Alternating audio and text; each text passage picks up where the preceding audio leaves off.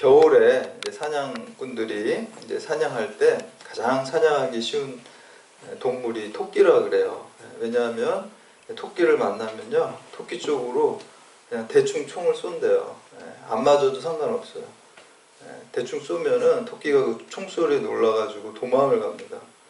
도망을 가는데 겨울이니까 이제 눈이 쌓이고 그래서 좀 토끼 발자국이 있겠죠. 그래서 사냥꾼이 그냥 발자국만 따라간대요. 이렇게 보면서. 그럼 어느 지점에 가면 토끼가 어느 그 눈 속에 자기 고개만 팍 집어넣고 다 보이는데 뒤는 자기만 안 보이면 안 보인다고 생각한 거죠. 사냥꾼이 자기 눈에만 안 보이면. 그래서 몸은 다 보이는데 거기다 탁 얼굴을 쳐박고 있으면 그냥 이렇게 집어가지고 온다는 거예요. 그렇게 이제 참 어리석죠. 동물이 어리석은데 인간도 마찬가지입니다. 인간도 그렇게 하나님 앞에 어리석습니다. 우리가 그 요나서에 보면 요나에게 하나님께서 니느웨로 가서 복음을 전하라 그럴 때 하나님의 눈을 피해서 정반대 방향 다시스로 이제 도망가죠. 여러분, 전능하시고 전지하신 하나님 앞에서 도망간들 뭐 어딜 가겠습니까? 다 아시는데 그렇게 어리석은 거예요. 토끼같이 어리석은 거예요. 근데 이제 오늘 본문 말씀에 보면 아담과 하와도 그런 어리석은 짓을 하고 있습니다. 아담과 하와가 하나님께서 따먹지 말라고 하는 그 선악과를 따먹었죠. 그리고 따먹고 자기들이 벗은 것을 깨닫게 되고 부끄러움을 느끼게 되고 또 그 죄악 때문에 하나님을 볼 수가 없기 때문에 이제 이렇게 숨어 있고 가리고 뭐 그런 것들을 볼 수가 있어요. 그래서 그 토끼같이 그리고 요나같이 어리석은 모습을 보이고 있는 것을 우리가 오늘 본문을 통해서 보게 됩니다. 그때 이제 하나님께서 찾아와서 첫 번째 질문이에요. 어떻게 보면 모든 인류에 대한 첫 번째 하나님의 질문이라고 저는 생각을 해요. 오늘 여러분에게도 동일한 질문을 주시는 거예요. 성경에서 하나님께서 인간에게 제일 먼저 하신 질문이 바로 오늘 질문입니다. 오늘 설교 제목처럼 내가 어디 있느냐라는 물음을 하나님께서 아담에게, 아담이라는 게 사람을 대표하는 거잖아요. 결국에 아담이라는 게, 그렇죠? 그래서 오늘 여러분에게도 오늘 본문의 아담뿐만 아니라 여러분 내가 도대체 어디 있느냐 이 물음을 하나님께서 우리에게 하십니다. 그래서 이 말씀을 통해서 믿음의 결단을 새롭게 하고 내가 지금 서 있는 자리가 어디인지 깨닫고 점검하는 또 믿음을 더욱더 굳건하게 하는 시간 되시기를 주님의 이름으로 축복합니다. 첫 번째, 지금 내가 서 있는 곳이 어디 있는지 항상 깨어서 물어봐야 돼요. 항상 깨어서 물어보지 않으면 우리는 또 금방금방 놓치고 살게 돼요. 그래서 내가 지금 어디 있는지 항상 깨어서 묻는 삶을 사는 것이 그게 믿음으로 사는 것입니다. 우리 7절하고 8절 말씀 함께 봉독합니다. 시작. 이에 그들이 눈이 밝아져 자기들이 벗은 줄을 알고 무화과 나무 잎을 엮어 치마로 삼았더라. 그들이 그날 바람이 불 때 동산에 거니시는 여호와 하나님의 소리를 듣고 아담과 그의 아내가 여호와 하나님이 낯을 피하여 동산나무 사이에 숨은지라. 아멘. 여러분, 세상에서 제일 편한 곳이 어디예요? 너무 어렵나요? 굉장히 쉬운데 집이 제일 편해요. 집이. 아무리 뭐 여행 가서 뭐 좋은 호텔에 묵고 좋은 거 먹어도요, 별 볼 일 없는 집이 제일 편한 거예요. 왜 그렇습니까? 거기에는 내가 마음대로 할 수 있고, 오늘 보니까 옷을 벗은 것을 막 가렸다 그랬는데 벗고 살 수도 있어요. 저희 아이는 청년인데 벌써 뭐 샤워하고 나오면 마루에 나올 때 그냥 다 벗고 막 돌아다니고 그래요. 그러니까 집이 그렇게 편한 거 어디서 그럽니까? 집에서만 그럴 수 있어요. 집이 그렇게 다 벗고 있고 또 내가 허물이 있고 잘못이 있어도 또 가족들이 사랑으로 받아주고 그거를 가족 중에 잘못 있으면 비난하는 게 아니죠. 어떻게 회복할까, 어떻게 그거를 사랑으로 치유할까, 그런 데 관심이 있는 거잖아요. 세상은 손가락질하지만. 그러니까 집이 가장 편하고 좋은 것입니다. 그런데 이 에덴 동산은 마치 집과 같은 곳이었어요. 하나님이 처음에 에덴 동산을 창조하실 때. 근데 하나님과 사람의 관계가 불순종해서 깨지면서 그게 깨진 거예요. 부끄러움을 알기 시작했어요. 사실 제일 좋을 때가 우리가 어렸을 때 부끄러움 모를 때가 사실 제일 좋은 거예요. 근데 내가 부끄럽고 가리고 또 가면을 쓰고 살아야 되고, 인격이란 말이 라틴어 페르조나에서 나오는 거거든요. 이게 퍼스널리티잖아요. 그게 페르조나라는 게 원래 가면이에요. 우리 가장무도회 뭐 그런 거 할 때 가면을 쓴다는 거거든요. 캐릭터가 가면을 쓰는 거예요. 여러분, 우리가 인생을 살아가는데요, 다 가면을 쓰고 살아요. 좀 더 많이 쓴 사람이 있고 좀 적게 쓴 사람이 있을 뿐이지 가면 안 쓰고 사는 사람이 없어요. 다 우리가 인생이 그렇습니다. 나가면 다 가면을 어느 정도 쓰고 또 그걸 또 인격이라고 그러고 페르소나라고 얘기를 합니다. 근데 가면을 안 쓰고 이렇게 다 발가벗고 있어도 되는 곳이 바로 집이고 바로 에덴 동산과 같은 곳입니다. 그런데 그게 이제 그 선악과를 따먹으로서 깨졌어요. 그래서 가리기 시작하고, 가린다는 거는 내 속마음을 또 가린다는 의미도 거기에 있어요. 내 육체적인 것뿐만 아니라 우리가 다 가리고 살아요. 속내를 가리고, 그렇게 된 게 이제 원죄로 인해 하나님과 관계가 깨졌기 때문입니다. 또 한 가지는 죄를 지으면 사람이 어떠냐면 떳떳하지가 않아요, 여러분. 마음이 안 편해요. 그러니까 눈을 못 마주치는 거예요. 지금 이제 아담과 하와가 그전에는 하나님 볼 때 부끄러운 것도 몰랐고, 그리고 숨을 이유도 없어요. 하나님하고 교제하는 게 즐거움이었어요. 그런데 불순종으로 해서 죄가 원죄가 들어오면서 부끄러움을 알게 됐고요. 가리기 시작했고요. 또 하나님의 낯을 피해서 숨었다라고 오늘 본문에 말씀하고 있습니다. 죄의 문제가 그렇게 무서운 거예요. 그래서 오늘 이처럼 인간이 하나님 이렇게 숨어 있을 때 이제 하나님이 찾아가죠. 그래서 이렇게 묻죠. 9절 말씀 함께 봉독합니다. 9절 시작. 여호와 하나님이 아담을 부르시며 그에게 이르시되 내가 어디에 있느냐. 아멘. 이게 아주 근본적이고 심오한 질문입니다. 우리는 내가 지금 어디에 있는지 물어야 돼요.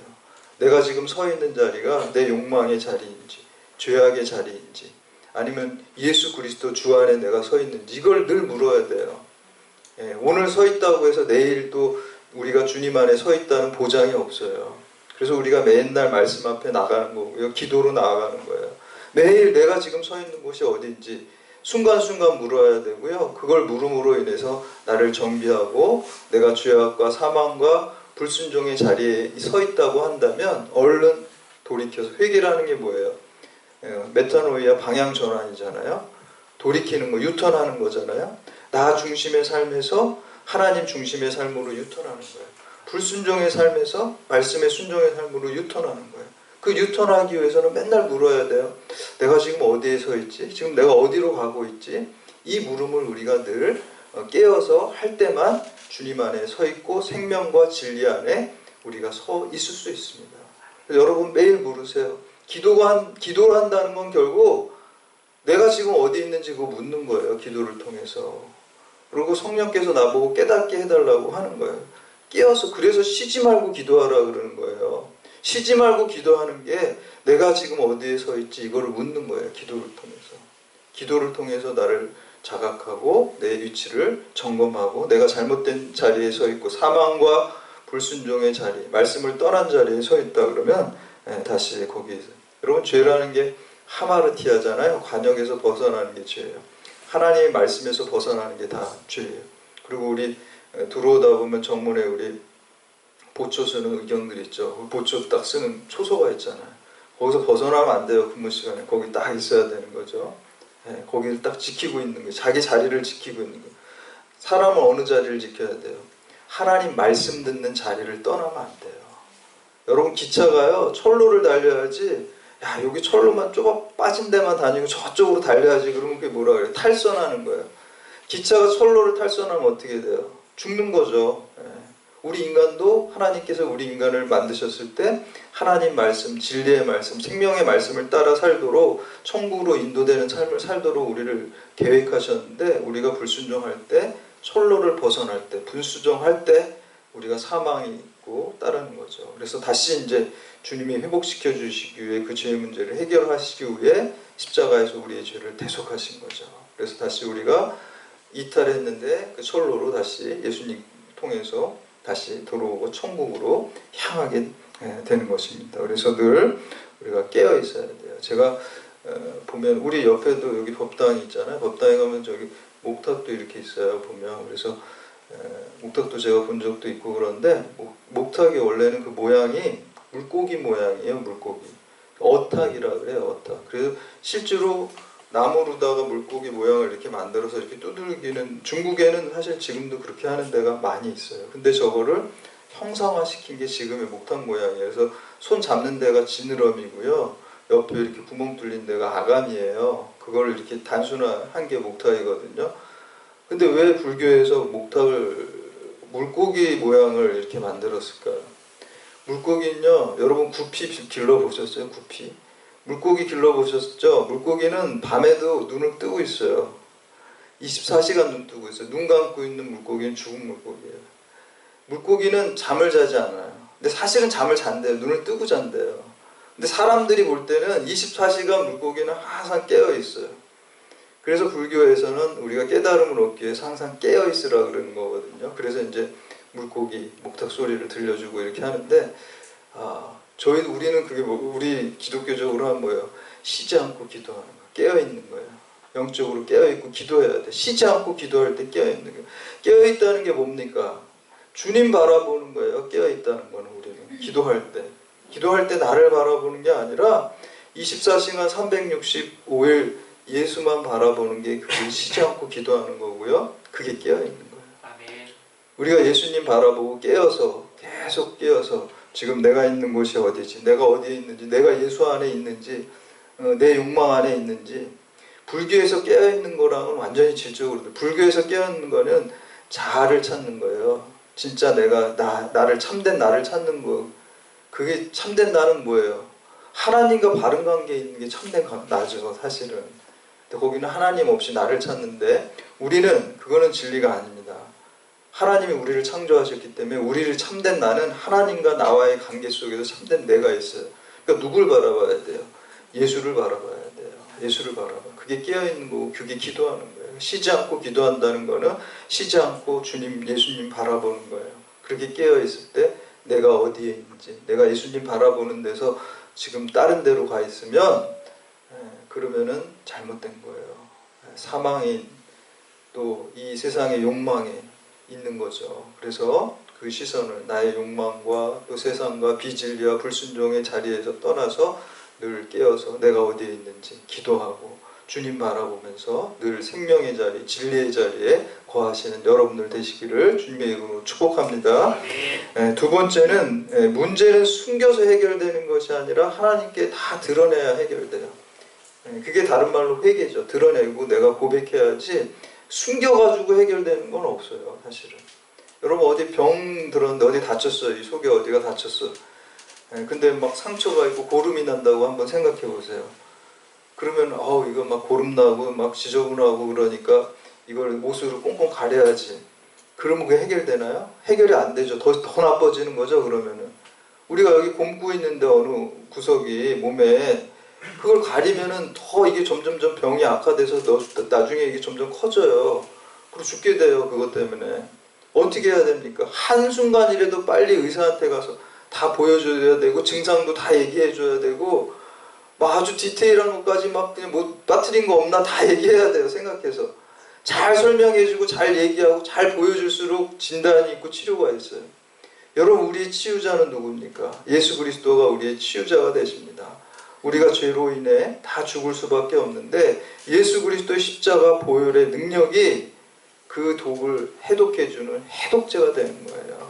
죄의 독이 우리 가운데 들어왔는데 예수님께 나아가서 우리의 죄를 고백하고 우리의 죄를 다 드러내고 우리의 죄를 다 토설할 때 해독제가 되는 예수 그리스도의 보혈의 능력이 그 죄의 문제를 해결해주고 그 병든 문제, 영혼의 의사죠. 예수 그리스도께서 영육혼의 의사가 되시는 주님의 보혈의 능력으로 깨끗하게 치유될 줄로 믿습니다. 그러니까 죄의 문제를요 감추면 안 돼요. 하루라도 빨리 주님 앞에 나아가서 다 드러내고 토설해야 됩니다. 여기서 내가 어디 있느냐 이렇게 아담에게 하나님께서 물으셨을 때 이렇게 대답하는 게 있습니다. 우리 10절과 11절 말씀 함께 봉독합니다. 10절 11절 시작. 이르되 내가 동산에서 하나님의 소리를 듣고 내가 벗었으므로 두려워하여 숨었나이다. 이르시되 누가 너의 벗었음을 내게 알렸느냐? 내가 내게 먹지 말라 하신 열매를 내가 아멘. 죄는 우리가 두려움의 대상이 뭔지 뭘 정말 잘못했는지를 모르게 판단까지 흐리게 만드는 게 죄예요. 그래서 내가 어디 있느냐 이렇게 얘기하니까 오늘 아담이 뭐라 그래요? 여기서 자기가 두려움에 대해서 내가 벗었으므로 두려워서 숨었다라 그러죠. 그러니까 하나님이 뭐라 그래요? 벗은 게 문제가 아니라 네가 선악과를 따먹은 게 문제다. 그게 잘못이고 죄다라고 이렇게 얘기를 해주고 있습니다. 여러분, 치유가 되려면요, 치유의 과정은 첫 번째는 바른 진단이 있어야 돼요. 뭐가 병의 원인인지 근원인지 그 핵심을 알아야 돼요. 진단이 먼저 있어야 그 다음에 처방이 되는 거죠. 진단을 잘못하면 처방이 100% 잘못됩니다.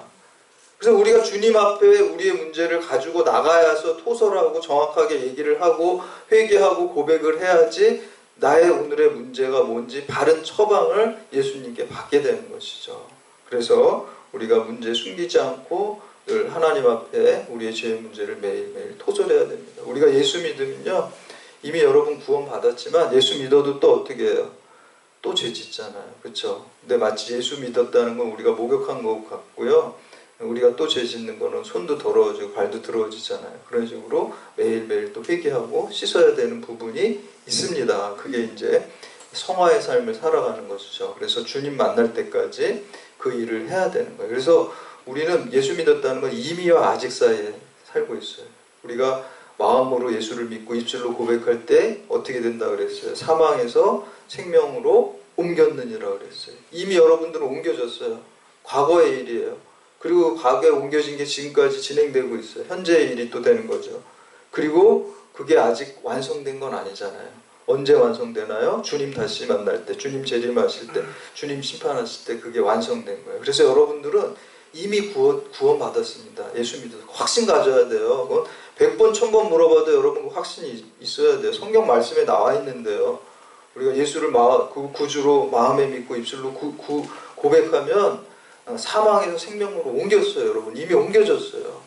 근데 이제 아직 완성된 건 아니에요. 성화의 삶을 또 하나님의 자녀답게 살아야 되는 게 있어야 돼요. 그래서 말씀 따라가고 순종하고, 우리가 행위로 구원받는 거 아니죠. 믿음으로 구원받았지만 거기에 또 합당한 열매가 있어야 돼요. 그게 성숙한 그리스도인이에요.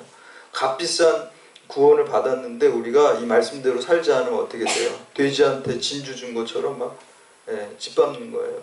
귀한 은총을 값싼 은혜로, 값싼 구원으로 전락시키는 거예요. 그래서 이 귀한 우리가 구원과 은혜를 받았으니까 우리가 하나님 자녀답게 살아가야 되는 것이죠. 그래서 마지막으로 세 번째는, 회개하면은 하나님의 징계와 용서와 회복이 있습니다. 용서와 회복이 있는데 또 징계도 있긴 있습니다. 우리 12절 말씀 함께 봉독합니다. 12절 시작. 아담이 이르되 하나님이 주셔서 나와 함께 하시니 여자 그가 그 나무 열매를 내게 주므로 내가 먹었나이다. 아멘. 남자가 좀 어떤 것 같아요? 좀 창피하죠. 자기가 먹었다 그러지 그 부인이 그걸 또 누가 왜 먹었냐 이렇게 물어보니까 어떻게 보면 어떻게 돼요? 하나님 좀 원망하는 것 같아요.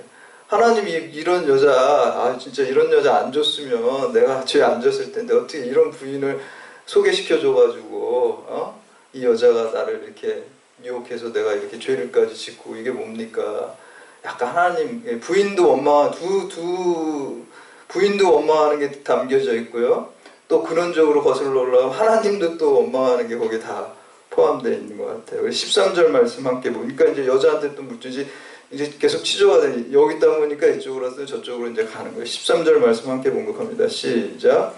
여호와 하나님이 여자에게 이르시되 내가 어찌하여 이렇게 하였느냐? 여자가 이르되 뱀이 나를 깨므로 내가 먹었나이다. 아멘. 또 이 여자도 대답이 내가 잘못했습니다. 이게 아닌 거죠. 누구한테 또 이제 해요? 이제 뱀에다가 해. 짐승에다까지 이제 짐승은 또 누가 만든 거예요? 또 하나님이 다 창조하셨다고 생각하면 그것도 또 이제 이렇게 되는. 그래서 이제 선악과를 따먹지 많은 신학자들이 이 원죄의 문제를 두 가지 키워드에다가 맞추고 있어요. 하나는 불순종, 따먹지 말라는 걸 하나는 책임 회피.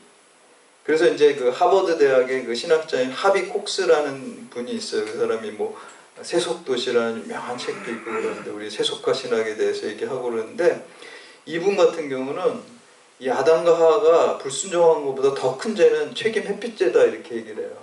우리가 이제 인간이기 때문에 잘못도 하고 불순종도 할 수 있지만 그거를 깨달았을 때 그걸 책임 회피를 하지 말아야지. 그거를 여자가 잘못했다고 그러고 또 뱀한테 돌리고 그래서 그분 책 제목 중에 하나가 그것을 뱀에게 돌리지 말라, 그런 책이 있어요. 내가 했다 그러지 않고 다 부인이 했다 그러고 또 뱀이 했다 그러고 책임 회피죄가 더 큰 것이다, 이렇게 이제 얘기를 하고 있어요. 그래서 여기 보면은, 그러나 이 본문을 우리가 한번 자세히 봐야 돼요. 우리 독일의 철학자 슐레겔이라는 사람은 번역은 반역이다라는 말이 있어요. 번역은 반역이다. 이게 원래 히브리어로 쓰여진 거죠. 그거를 뭐 직접 한글로도 번역할 수 있겠지만 또 영어로 오고 또 한글로 오고 이런 과정 속에서 우리 말이 아다르고 어다르잖아요. 완전히 달라지고 뜻의 의미가 좀 변질된 것들이 많이 있습니다. 그렇다고 우리가 뭐 히브리어를 다 공부할 수는 없죠, 여러분들이. 그래서 목사님들이 대신 공부하는 거예요. 대신 공부해가지고 이렇게 설교 시간에 전달해주고 또 성경 공부 시간에 해주는 건데요. 이 본문을 히브리어로 이렇게 보면은 좀 달라요. 이게 한 문장, 여기는 보면은 여자가 해서 내가 이렇게 됐다고 그러고 또 뱀이 해서 이렇게 됐다고 한 문장으로 쭉 나와 있지만 히브리어 문장에 있으면은 이게 두 문장으로 잘려져 있어요. 이게 한 문장이 아니야. 잘려져 있어요. 어떻게 잘려져 있냐면은 여기 보면은 하나님께서 내게 주셔서 나와 있게 한 그 여자는 나에게 열매를 주었습니다. 그리고 먹기는 제가 먹었습니다. 이 두 문장으로 의미가 완전 틀려요. 한번 자세히 생각해 보세요. 죄가 뭐라 그랬어요? 먹은 게 죄예요. 먹은 게 죄라는 걸 알았잖아요. 하나님이 너 먹은 게, 너 부끄러워서 숨었다 하니까 너 먹은 게 죄다, 이거를 하나님이 가르쳐 주니까요. 하나님께서 내게 주신 나와 함께한 그 여자가 나에게 열매만 줬어요. 열매만 줬어요. 그리고 그 죄를 지은 거, 먹은 게 죄라고 그러는데 그 먹은 건 나라는 거예요. 카바치는 거예요. 지금 부인을, 지금 한마디로 하면 부인은 잘못 없고 먹은 건 내가 먹어. 저 여자는 그냥 갖고 오기만 했지 죄는 내가 졌어요. 지금 이거 하는 거예요. 그리고요, 13절 말씀도 이것도 두 문장이에요. 여기는 뱀 때문에 이렇게 했다라고 우리말 성경에 보면은 원인을 거기다 돌리는 것처럼 하지만 히브리 원래 원문에 보면 이것도 두 문장이에요. 뱀이 저를 유혹했습니다. 여기서 한 문장 끝나요. 그래서 제가 먹었습니다. 누가 했다는 거예요? 내가 했다는 거예요. 여기서 지금 남편이 다 뒤집었었는데 어떻게 하면 돼요? 가만히 있으면 돼요. 그냥 남편이 먹었어요 이렇게 그냥 같이 따라주거나 뭐 아니면 더 좀 미안하면 우리가 같이 먹었어요 이렇게 되는데 자기가 했다 그러는 거예요. 뱀이 유혹했습니다. 그래서 제가 먹었습니다. 제가. 여러분, 이거는요, 제가 하나님 말씀을 들어야 되는데 뱀이 유혹한 거, 거기에 제가 따라서 넘어져서 제가 먹었어요. 그거. 제가 잘못한 거예요. 지금 그 얘기하는 겁니다. 그래서 하나님께서는 뱀에게는 저주를 내리고 이 아담과 하와에게는 징계가 있지만, 에덴 동산을 쫓아내버리는 징계가 있지만 거기서 끝난 축복이 있습니다. 여기 말씀. 축복이 있어요. 그게 복음입니다, 여러분. 우리가 죄를 졌지만 우리를 보호해 주시고 가죽옷을 뒤에서 보면 입히고 그런 게 있잖아요. 이게 예수 그리스도의 보혈의 능력을 의미하는 겁니다. 지금 무화과 나무로 가려지지만 그거 시들어버리지만 짐승을 죽여서 피를 내가지고 가죽옷을 입혀줍니다. 하나님. 왜 입혀줍니까? 회개했기 때문에 그래요. 뱀은 저주로 끝나요. 뱀은 회개 안 했잖아요. 뱀은 저주로 끝납니다. 그러나 아담과 하와는 거기에 회개가 있었어요. 징계는 있지만, 자녀에게 징계가 있다 그랬잖아요. 징계가 없으면 사생자지 하나님의 아들이 아니라 그랬습니다. 징계가 있지만 거기에 회복과 용서와 복음이 있다는 것입니다. 여러분, 솔로몬이 밧세바 사이에서 아이를 낳게 되죠. 죄를 짓죠. 회개하잖아요. 회개했을 때 그냥 용서해 준 게 아니죠. 그 아이가 죽습니다. 징계입니다. 징계가 있지만 다시 그를 통해서 회복의 역사가 있고 용서의 역사가 있고 구원의 역사가 임하는 것입니다. 그게 복음이에요. 사실 죄를 안 짓고 징계 안 받는 게 더 좋죠. 근데 사람은 그게 잘합니다. 그렇지만 우리가 죄를 지어도 용서하면 고난이 있고 어려움이 있지만, 십자가가 있지만 그것과 비교할 수 없는 영광이 우리에게 반드시 주어진다는 것입니다. 이게 원시 복음입니다. 여기 가장 처음에 나오는 원시 복음입니다. 그래서 우리가 오늘 말씀을 통해서 하나님 앞에 나아갈 때 늘 회개하면, 내가 죄를 지었어도 하나님 앞에 징계가 있지만 반드시 용서와 회복이 있는 걸 믿으시기 바랍니다. 아멘. 오늘 내가 어디 있느냐, 하나님이 아담에게 이 물은 물음, 여러분 늘 물으시기를 바랍니다. 아멘. 쉬지 말고 기도하면서 내가 지금 있는 자리가 내 욕망의 자리인지, 내 죄의 자리인지, 사망의 자리인지, 하나님 말씀을 떠난 자리인지를 늘 기도하면서 여러분들의 자리를 점검하시기 바랍니다. 아멘. 내가 그러한 자리에 있다면, 내 자아의 욕망을 따라가는 자리에 있다면 예수 그리스도를 따라가는 자리에 있어야 됩니다. 여러분 사형리 보면은 그림 있잖아요. 의자가 있고 여기 세상의 일들이 있으면은 예수 믿지 않으면은 여기 이 의자에 누가 앉아 있어요? 내가 앉아 있죠. 나. 그쵸? 근데 예수 믿으면 어떻게 돼요? 이 의자에 누가 앉아 있어야 돼요? 예수님이 앉아 계신 거예요. 그렇게 돼야 돼요. 그래서 이 자리, 내가 앉아 있는 자리, 내가 서 있는 곳이 예수님을 떠난 자리, 말씀을 떠난 자리라 그러면 그곳을 다시 주님께 내어드려야 되는 것입니다. 아멘. 그래서 여러분이 있는 자리가 예수 그리스도의 자리가 되고 진리의 자리가 되고 생명의 자리가 되시는 여러분들 다 되시기를 주님의 이름으로 축원합니다. 아멘. 이제 다 같이 일어나셔서